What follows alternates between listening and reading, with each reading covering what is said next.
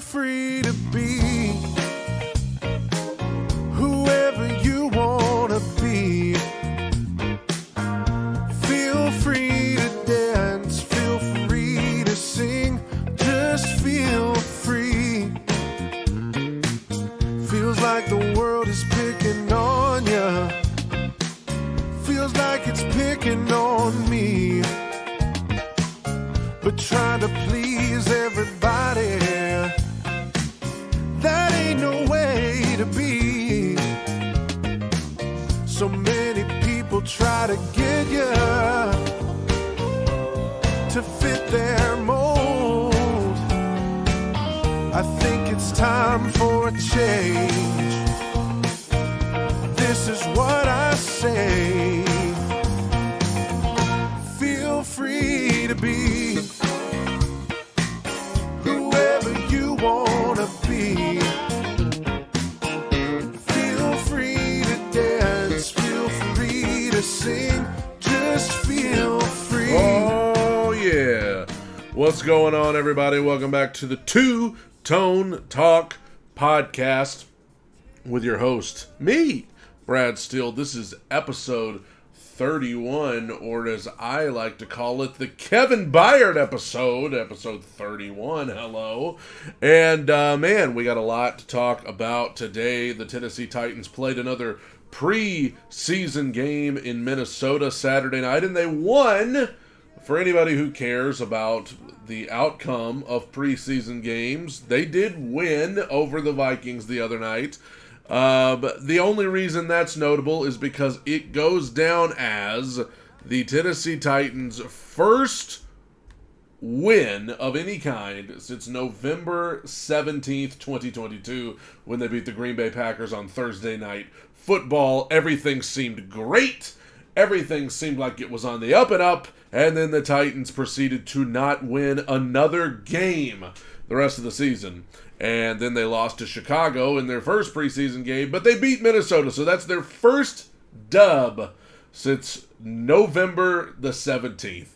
And who really cares about the final score of preseason games? But just something to note. This is the Two Tone Talk podcast. I'm your host, Brad Steele, and we are on Spotify, SoundCloud, wherever you get your podcast, and we're on YouTube. That's the most important one. Two Tone Talk on YouTube. I am one sub away from 400 subscribers on the Two Tone Talk podcast.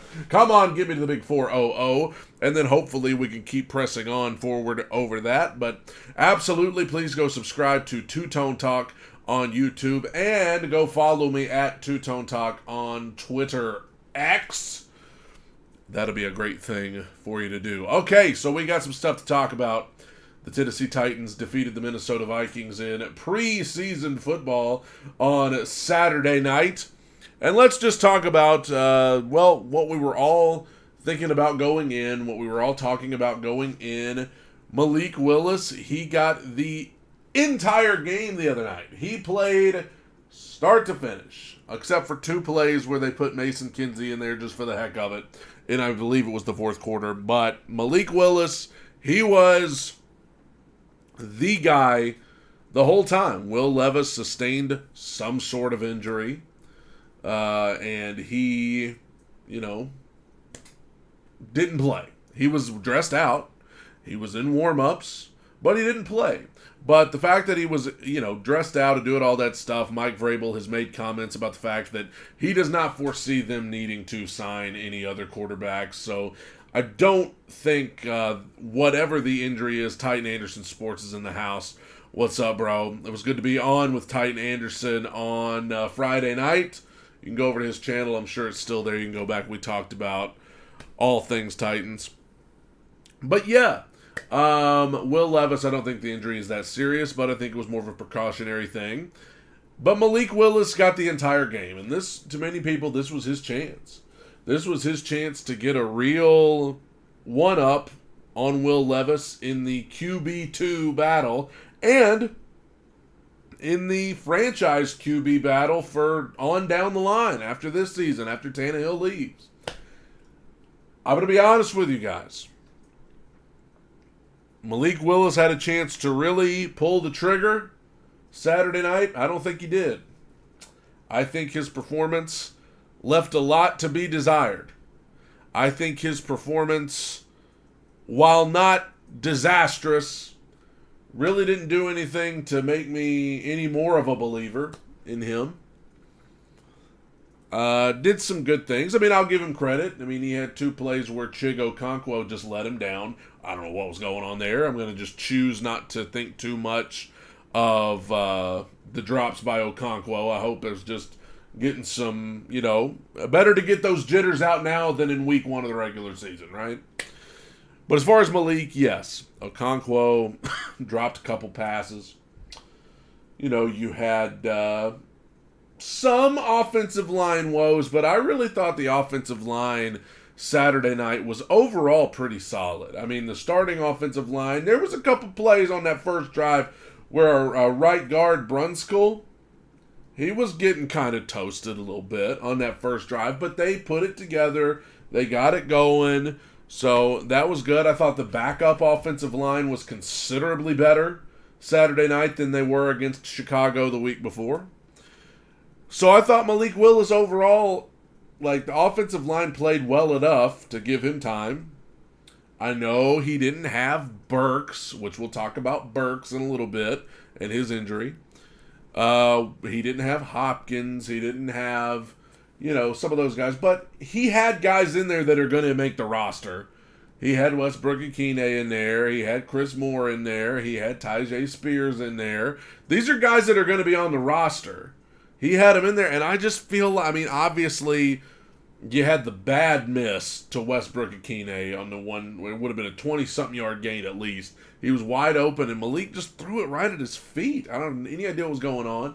Malik had an interception in the second half that I just thought, it was a bad interception. He threw it right to the guy. I know, I get it. Coverages, it was, the guy made a great play for Minnesota, but I just feel like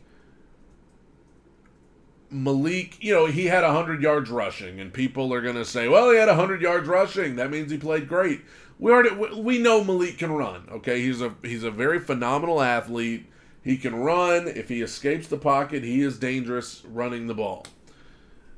I think what we all kind of wanted to see was to see him stand back there and just throw the ball really well to show that he did. We knew he could run. We wanted to see him throw, and I thought he left something to be desired. When they got down on the goal line, I think it was after Julius Chestnut broke off that really long run, and they were right down there. It was 3rd and goal, and he had Reggie Roberson just right there. He was just right there waiting on the easy touchdown, and Malik didn't pull the trigger, didn't throw it to him. He did end up having a passing touchdown to Julius Chestnut toward the end of the game. It wasn't disastrous. He was not terrible.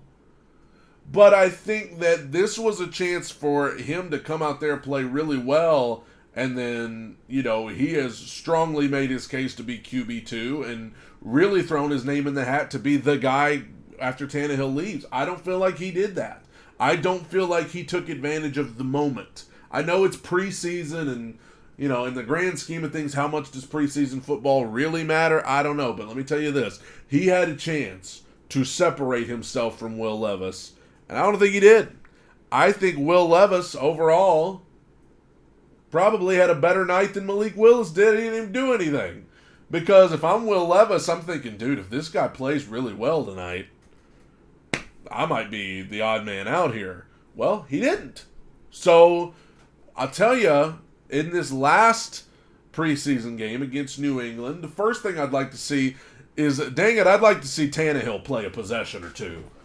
Some people disagree. I don't know what the right formula is in preseason football, but when I see that Josh Allen is playing like an entire quarter with the Bills, when I see that Patrick Mahomes is playing a good bit with his starting offense, yeah, I think Ryan Tannehill could probably use a few snaps in preseason. Obviously, some people don't think it matters. Some people do. I don't know. I don't know if it does or not, but I would like to see Tannehill get a possession or two in this last preseason game. I don't think you will. But other than that, I think Will Levis needs to play most of the game. He needs to have the same opportunity that Malik Willis had against the Vikings. I would like to see Will Levis play nearly the whole time on offense, because we really haven't seen much of him. He played against Chicago. He didn't do anything flashy. You know, he had 80-something yards, which, again, was better than Anthony Richardson that week and C.J. Stroud. Again, it's preseason, so it doesn't mean too much. But I think we need to see more of Levis. And I think this last preseason game against the Patriots, I would like to see Will Levis play most of the game. I'd like to see Tannehill get a possession or two, but I'd like to see Will Levis play most of the game to really show what he can do. And then after that, obviously, we'll see the 53-man roster and see how everything shakes out. But I thought Malik, you know, just... he looked better than he did last year. Yes, he did. He looks better, but he's still... and it's fine. He doesn't have to be ready to start right now because we still have Tannehill, but I don't know, man. I haven't seen anything yet that's just made me go, yes, he is the future. I mean, I see these people on Twitter who are like, Malik Willis is still that dude. He is still going to be the guy that leads us into the future. And like, dude, I hope so. I hope him or Levis or somebody is that guy. I hope we have that guy on the roster already. But I just don't know how you can look at anything he's done yet and just be like, yes. You know what it kind of reminds me of? Let me just get on a soapbox for a second, guys. Kind of reminds me of Marcus Mariota and the way that this fan base reacted to him. I know some people are getting ready to throw stuff at me, but like those last couple years that Mariota was in Nashville, he wasn't very good. He wasn't doing anything that just wowed you, but yet we had people in our fan base that swore up and down that he was the future. And I was one of them, dude. I was like, hey, he's going to get it right. He's going to get it right. But like, after a while, it was like, all right, no. I feel like there are people who want Malik Willis to be that guy so bad that they're just doing everything they can to convince themselves. And let me say this. I'm rooting for Malik Willis, okay? I root for anybody that puts on the uniform. But, I don't know, man. I just haven't seen anything yet. Titan Anderson, well, Will Dotson said Willis did not impress in the YouTube chat. I would tend to agree. Titan Anderson said we need to use him kind of like Taysom Hill. Hey, I'm not opposed to that. Malik Willis, you see how he runs when he gets an open field. You know, hey, maybe there's something they can do to experiment with that. But I would like to see Will Levis get most of this last preseason game coming up this weekend. And I would like to see, you know, I would like to see Tannehill play a possession or two. Let's talk about some of the other things that happened in this game. Let's talk about Tyjae Spears. Woo! Tyjae Spears with a nasty 33-yard touchdown run. I asked yesterday on Twitter, I was like, hey, how many of y'all, how many times have y'all watched that touchdown run? Because every time it pops up when I'm scrolling Twitter, I just watch it over and over again, man. I'm excited about that guy, and I think we all owe them an apology, because when they drafted him, we all acted like it was the dumbest thing we'd ever seen. Well, ain't nobody acting like it's dumb now.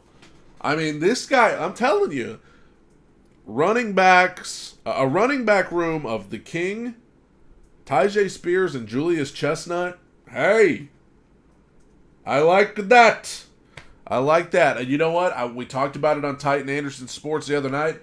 I like what we could do with Tyjae Spears in the passing game. Obviously he can run the ball. Obviously we know that, but I like that idea of like 3rd and 5, maybe, having Spears running a route out of the backfield, making a play. I like it. I'm very excited about him. And as I said earlier, offensive line play I thought was considerably better in this game than it was against Chicago. Wasn't perfect, but you've got some guys on this backup offensive line that are kind of looking like they deserve a shot to be on the starting offensive line. There was a couple of those dudes on the backup offensive line the other night that I was like, hey, Vrabel, you might want to give that guy a shot. For those of you who, hey, can you see me, everybody? I think I'm back. Internet was weird there for a second. Hey, all right. Hey, everybody. I guess I'm back on. That was weird. It just randomly said you've been disconnected, and then it said you're reconnected again. I don't know what happened. All right. I was talking about the offensive line. Some of these backup offensive linemen, they're looking good. And so week 1 against Chicago, they didn't. I mean, we remember that backup offensive line. We were like, oh, God. All right. Hope the starting 5 don't get hurt. But backup offensive line looked better the other night. I'm encouraged by that. Offensively, we're staying on offense here before we go to defense. Offensively, I mean, there was just nobody to me outside of some of those offensive linemen, outside of Tyjae Spears and Julius Chestnut. Nobody in the receiving game that really just jumped off the screen at me. I think that Mason Kinsey has the most receiving yards of anybody. Do with that information what you will. I also think that injuries are already kind of a concern at the wide receiver position. Kyle Phillips, I'm concerned about this guy. Kyle Phillips, let's talk about this. Guy only played in like 3 or 4 games last season. The only time he really made a big impact was opening week against the Giants, where he had a really good game, but really didn't do anything else the rest of the season. And now he's hurt, and we don't know the extent of it. I don't know if anybody has seen today. I haven't seen any updates on Kyle Phillips, but I'm worried about this guy, man. I feel like if healthy, he's a lock to make the roster, but man, you hear it said all the time, the best ability is availability. And Kyle Phillips is a guy who is just hurt a lot. And in response to the question, do you think Kyle Phillips has a future here? If he stays healthy, yeah. You see the talent there when he's healthy, but man, I'm starting to get a little concerned because it seems like every time he gets hit, he's hurt. And I saw somebody on Twitter asking, like, you have to wonder if this guy's even cut out for the league physically because he's just hurt so often. And again, we don't know the extent of his injury. I think that, in preseason, you have instances where they're going to play it safer than they would in regular season. If there's any hint, I think you saw that with Will Levis. I think if there's any hint of an injury at all, they're going to just keep you out because it's preseason and we can do that. As far as Kyle Phillips, he didn't go back in the game after he kind of got hurt. And I don't know if that's because the injury was so severe that he couldn't come back in, or if they were just playing it safe and they were like, hey, but he went to the locker room. So I don't know. But I am concerned. I'm concerned about him and, his durability in this league. I have no doubt. I think he'll be ready to go week 1 because we've still got all of this week, all of next week, and then all of the next week to get him ready. So my gut feeling is he'll be ready to go. But I am concerned about him. While we're talking about wide receiver injuries, we got to talk about Treylon Burks. I haven't even done an episode since everything happened with Treylon on Wednesday. It kind of feels like old news now, but I think all of our hearts collectively stopped when we saw the reports coming out of Minnesota from the joint practice. I do want to say I am not a fan of the joint practices. I'm not a fan of them. I don't get it. I don't understand the point of it. It's just not something that I understand at all. And, you've seen a lot of injuries this week. Not just with Treylon, but with a lot of different teams. Guys getting hurt. Some guys severely hurt and they're done for the year. I don't get... you're pretty much having a game between your two teams. Like, you're going to keep these guys out of the actual preseason game because you want to preserve their health, but you're going to put them in a practice, where they're going against another team. It's just, I don't know. I don't like it. And the Titans were going to do joint practices with the Patriots this week, but that's been canceled because a player for the Patriots the other night suffered a really scary injury, and I'm glad that he appears to be doing well. But because of that, there's no joint practices, and I'm not complaining at all about that, and I'm hoping for the best for that Patriots player that got hurt. But as far as Traylon, I mean, I was so relieved to hear the good news that it's kind of a best case scenario. LCL sprain, and the gut feeling is from Vrabel that he'll be ready to go probably by week 1. But I don't want him to rush him back and then him get hurt, and I hate to already be having that conversation before we even get to the season. But we'll see. We'll see how he holds up. Obviously, none of us are doctors here. We don't know the situation, but we do know it is best case scenario because they told us it was. And so that's good. It was a tough few hours there waiting on that report because, right, he's had his fair share of injuries, and I want to apologize to the YouTube crew again. I don't know what in the world's going on. We've had some storms here, so there may be kind of a internet glitch going on here. So sorry, everybody on YouTube watching. It just had to reconnect me again. I don't know what's going on there. But I was talking about, thank God that Traylon is not severely hurt, and thank God that it looks like he'll be ready to go. And I hope I hope he can hold up because he's dealt with some injuries too. Obviously, one of those was a cheap shot against the Eagles last year. But I'm very excited to see him hopefully take that jump that we know he's capable of. I'll tell you guys this, man. My buddy Hacker in Jacksonville. He does sports radio for the Jaguars in Jacksonville. Diehard Jags fan. He said Treylon Burks would not even be a top 5 weapon on the Jacksonville Jaguars current roster. Not even a top 5. And he said that the fact that the Titans' season and their hopes for this season revolves around a guy like Treylon Burks tells him everything he needs to know about the difference in talent between the Titans and the Jaguars. I'm going to just leave y'all watching and listening with that info right there. Y'all just chew on that for a little bit. This man said Treylon Burks wouldn't even be a top 5 talent, a top 5 weapon on the Jaguars team.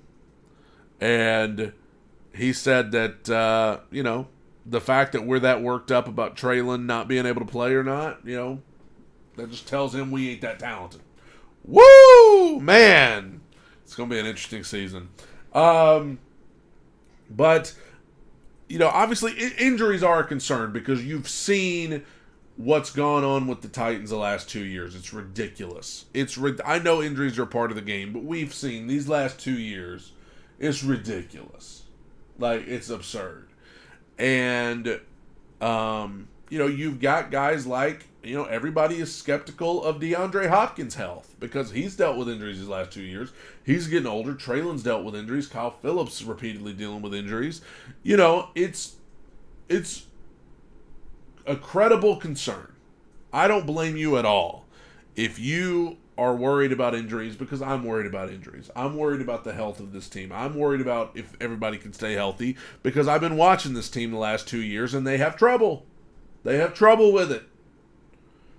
And so when I already see Kyle Phillips going to the locker room, I already see Kearis Jackson, who's a guy that I'm excited about. He's going to the locker room. I already see Treylon Burks getting a scary injury. I'm like, dude, are you kidding me? We ain't even started the season in our wide receiving group. And so that brings me to this question. I put it in the title of the podcast, so we got to talk about it. Heavy rumors that Corey Davis might actually get cut by the Jets. And so, there's a lot of people saying, hey, should the Titans reunite with their old buddy Corey Davis? Should they? I mean, yeah, I'm down to do it. I think that would be great. Corey Davis is not a bad receiver. He's not a wide receiver 1. He may not even be a wide receiver 2, but I wouldn't mind Corey Davis being wide receiver 3. I mean, heck yeah. I don't think it's going to happen. And I've talked about it on this podcast as to why I don't think it's going to happen. I don't think it's going to happen because if you remember, Corey Davis' time with the Tennessee Titans did not exactly end well. If you remember. I mean, we all remember that A.J. Brown's time didn't end well, but Corey Davis really didn't either. He wanted to be re-signed, and they didn't want to re-sign him. They wanted to move on. They went and got Julio Jones. So, I mean, he didn't have anything bad to say about the Titans, but he definitely said he was hurt by the whole thing. So I don't think Corey Davis is just going to be rushing to come back to Nashville. Yeah, let me hurry up and get back to Nashville so that I can be with this team that let me go. I mean, I don't know. You never say never. We've seen odd things, and it's a business, and you got to do what you got to do. But, I mean, if it's an option, if he's on the table and, if he's willing to do it, and if the Titans are interested, yeah, I'd be down to go get Corey Davis. Give me Burks, give me D-Hop, give me Corey, Chris Moore, NWI, Kyle Phillips. Hey, all right, cool. Let's do it. But I don't think it's going to happen. I don't see that happening. Defensively, the other night, okay, some of these guys, man, that, let's be honest, we ain't ever heard of before. Some of these guys coming in that it was like, oh, wait, now who's that? I'm telling you, man. They're making plays. And they gonna steal them a roster spot. Now, I'll tell you who's looking like ain't gonna steal a roster spot is Monty Rice. I'm reading through my notes here. Monty Rice, I don't know if it's injury or what, but dang. Jeez. What the heck's going on with him? But looking at these guys for the Titans, like Garrar coming in, like who the heck was thinking about him? But this guy, woo, he's all over the place. He had a 3rd and short stop. As Will said, I was about to get to him, Caleb Murphy. Like, these are dudes that, I mean, let's be honest, what none of us coming in to this preseason, like, man, I'm really looking for Caleb Murphy to make an impact. I'm really looking for Garrar to make an impact. Not to be confused with David Garrard, who used to be a quarterback for the Jacksonville Jaguars. I wasn't looking for these guys to come in. But you know what? Like, these look like Vrabel dudes. These look like the kind of guys that Mike Vrabel is going to look at and be like, we got to have them on the team. For special teams, but for defensive rotation, getting these guys in. And I'll tell you who else, man. And I got to sit up in my chair for this one. What about Tyjae Tart? Woo! What did this guy? This guy is playing with a chip on his shoulder. He wanted to be paid, and he didn't get paid. And now, this is like his year. If he's going to really make some money, it's going to be this next offseason somewhere. And so he's going to come in, and he's going to show somebody that he needs to be. Listen, I like the idea. You got a front four of Big Jeff, Danico Autry, Harold Landry, who Vrabel said might get some time against the Patriots coming up because he hadn't played in so long, and Arden Key. Okay, you got that front four, and then when it's time to get some rotation in there so those guys can get rest, you got Big Tyjae Tart coming in to take Big Jeff's place. Oh my gosh, I've liked what I've seen from Rashard Weaver.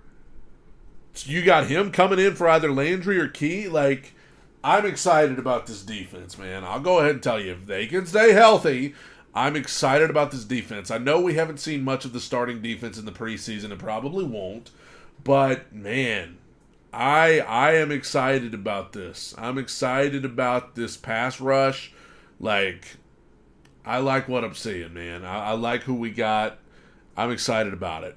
Special teams-wise, who the heck's going to return punts? You know, who's going to return punts? It just ain't, it ain't looking good in the punt return game. I'm going to be having a heart attack every time we got to return punts because I don't have any faith that we have anybody that can even field a punt. And Is anybody else concerned about the kicking situation? We have had our kicking woes over these last few years. And now, like, I'm sitting here watching these guys, and it's like, oh, yikes. It wouldn't surprise me at all to see the Titans go sign some kicker over the next couple of weeks, just a veteran kicker to come in. But, yeah, I'm a little concerned about punt returns, kicker. But here's the thing, Goku420 in the YouTube chat said our secondary might improve. I think if you look at the roster from top to bottom, I think the whole roster is really going to be improved over last season. Like, this is a better team on paper, and I know they don't play the game on paper, but this is a much better team than we had. Offensive line has to be better. It has to be better. It can't be worse than Dennis Daly, okay? The offensive line's got to be better. I think the running back room is improved. Tyjae Spears over Hassan Haskins, yes, absolutely. I think the receiving room is improved because of Hopkins. I think that the defense is going to be better. And I think overall you're looking at a better team. Luke in the chat said he's worried about Chig. I'm going to choose, I said it earlier when I was talking about his drops from the other night, I'm going to choose not to worry about it. I'm going to choose not to. I'm going to chalk it up to two things. I'm going to chalk it up to just his first in-game experience. And you know what? That might be a good indicator that it is good for guys to get some playing time in the preseason. Maybe that's why you see the Josh Allens and the Patrick Mahomes out there, playing a whole quarter or more in a preseason game, because it's just good to get out there full speed in a game against another team. And I think I'm going to chalk up Okonkwo's drops, because Okonkwo's young. This is just his second year. First time in a game since the Jaguars game at the end of the season last year. And, maybe just more used to Tannehill throwing the ball than Willis. I don't know. But I'm going to choose not to worry about it.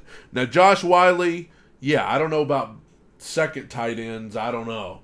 Because Wiley, when we saw him against Chicago, he didn't play very well. And then he didn't do nothing against Minnesota. So I'm holding my breath on that. But I think overall you've got and obviously the fact that Todd Downing is no longer the offensive coordinator, that might be your biggest improvement of the whole thing. Because, bro, bad at his job. There's no use in ranting about it because he's not here anymore. But yeah, that's the biggest improvement that I see from last year to this year is no more Todd Downing. Todd, by God, Downing. So, looking ahead to this week, like I said, I want to see... I'd like to see Harold Landry get some playing time, like Vrabel said. He hadn't been in a long time. Luke says I didn't get your take on Willis. I'll reiterate, I thought Malik Willis had a legit chance to put everybody on notice that he was going to be QB2 and potentially the quarterback of the future. And I don't think he took advantage of it. I mean, he wasn't a disaster, but I don't think he did anything to lock it up. I think he left the door wide open for Will Levis, and I would like to see Will Levis take most of this last preseason game because we haven't seen too much of him. Will says no more downing while intoxicated. Little DWI there. So looking ahead to this week, Patriots, one last preseason game. Then you get the week off, and then it's the real deal, baby. I mean, we're almost there. We're almost there. Week 1 against the Saints. And let me tell you how it's going to go. So next week, we'll have another episode on Monday recapping whatever happens in the Titans-Patriots game, talking about whatever headlines come out of that. And then the next week, which is the week off, when college football starts that week, I'm going to go through and I'm going to predict the Titans' record. I'm going to go through and I'm going to predict their whole record. I'm going to pick every game, and I'm going to pick, because I'm a nerd and I love to do stuff like this, I'm going to pick division winners for every division and how it's going to play out when we get to the playoffs. It's going to be hilariously wrong, but that's what I'm going to do in a couple weeks. And then once the season starts, I'll be doing 2 episodes a week. One on Monday to recap whatever happened the weekend before, and then one on Friday to preview what's going to happen. And Luke says hopefully all the starters play at least a series. I agree. I would love to see Tannehill at least get a series. I would love, obviously Traylon's not going to be able to because of the injury, but I'd even like to see D-Hop get out there and play a couple of downs. I'd like to just see, I don't think they're going to. I don't think we will at all see Big Jeff or Derrick Henry or anything like that, but I'd like to see some of our guys, some of our starters get in there. But we'll see. And the Tennessee Titans press on. No joint practices this week, but they are going to be getting ready to play the New England Patriots.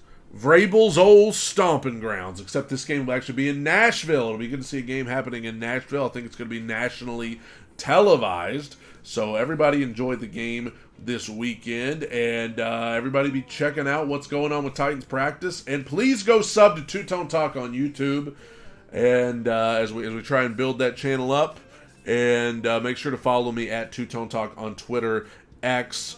Sorry for the connection issues today. Not sure what's going on. I appreciate you guys so much tuning into the Two Tone Talk podcast, where we're staying way too high on the wins, way too low on the losses, and we are barreling toward the regular season. Let me know what you thought about Malik Willis' performance, what you think about the possibility of Corey Davis coming back, and what you think about the outlook for this season, what you like, what you don't like. Thank you guys. Tighten up, baby. Bye, everyone. This is what I say. Feel free to be whoever you want to be. Feel free to dance. Feel free to sing. Just feel free. Just let loose of what's got you down.